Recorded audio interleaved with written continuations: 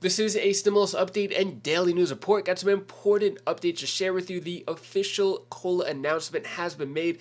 I'll let you know what that number is. Also, the September CPI inflation report just came out as well. Not looking too good. And I'll give you some other important updates as well. Hope you're having a fantastic Friday. If you appreciate the fact-based, fast-paced updates, hit the like button down below and subscribe to the channel for more straight-to-the-point daily updates.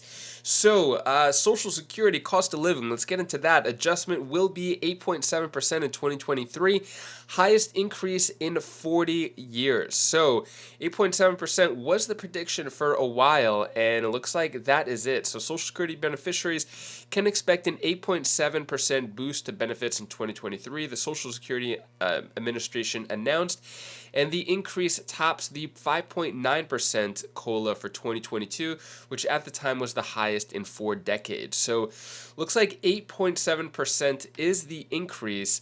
I'm really curious, what do you think about that? Is this high enough? Should it be higher? Should it also be adjusted and maybe linked up to what inflation rate is on a monthly basis, since we're in a unique time right now?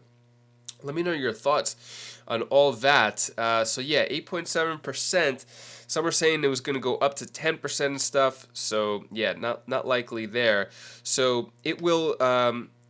All right. As a result, in a benefit increase for more than $140 per month on average, starting in January. So on average, it'll raise about $140 per month. It depends on your situation. For every $100, you're going to get another $8.70, essentially. The average Social Security retiree benefit will increase $146 per month to $1,827 in 2023 from $1,681 in 2022.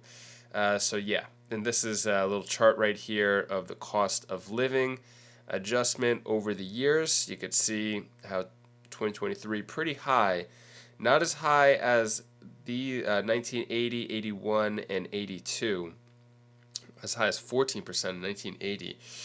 Yeah, so let me know your thoughts on that.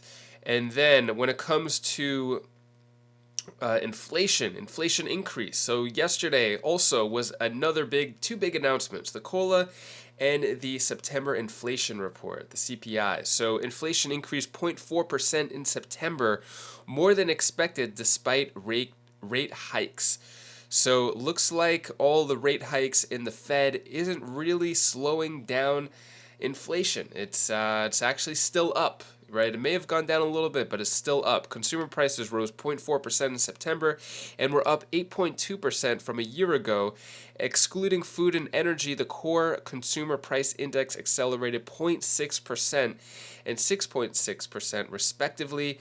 The yearly gain for core was the highest since August 1982.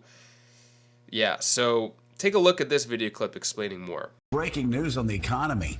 It is bad news for consumers. It is bad news for working class Americans. It is bad news for middle class Americans. It is bad news for people invested in the stock market. It is bad news if you have retirement accounts, because they will be going down.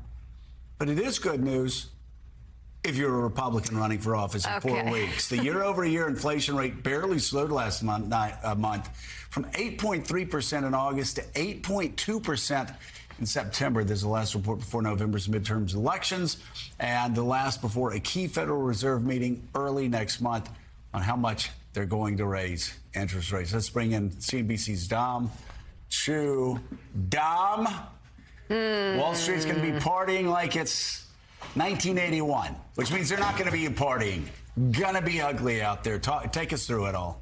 All right, so Joe, Mika, to your point here, there's no easy way to sugarcoat this. It basically says inflation is still a big, bad problem. It's not as bad as it was earlier this summer. Remember when the consumer price index showed inflation was up around 9% on a year-over-year basis. But today's read still shows that what we saw as a possible cooling off in consumer prices late in the summer, back in August, is not exactly playing out as a trend lower in inflation just yet. set. So the annualized rate of inflation, like you point out, at 8.2% in September, still shows that the Fed has a long ways to go in the battle against inflation. Now, even if you strip out those more volatile food and energy prices, which, by the way, are actually showing some signs of falling, that so-called core consumer price index came in hotter than expected, still up over 6.5%, 6.6% to be exact, on a year-over-year basis. So if there was any question what's driving financial markets right now, it is still that inflation story, the interest rate narrative, and what it means for the Fed. Because immediately, Joe, to your point, after the CPI figures were released, you saw a very steep sell-off in stock market futures, as you're seeing on your screen.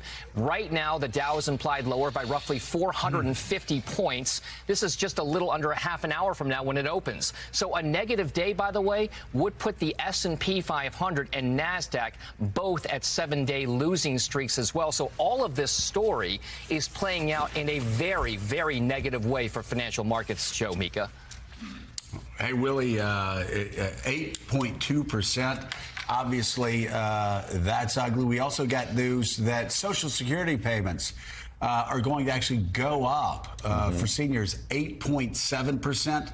Starting next year. That's going to be the highest hike in Social Security payouts to seniors since 1981. Again, another effect of inflation. Yeah, all kinds of records being set here, or at least going back more than 40 years. Dom, I'm just looking through the inflation numbers, sort of the crosstabs and what's driving this. Rent is up 7.2% over the last year. That is the biggest leap since 1982 in 40 years. Groceries up 13%. Health insurance up 28%. That's the largest increase ever.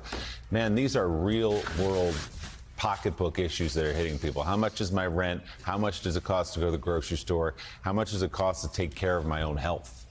So, Willie, to your point, you remember we spoke about this last month and the month before with regard to why some of the optimism in some of these inflation figures, yes, is somewhat justified when you're seeing prices for things like gasoline, maybe certain food products come down.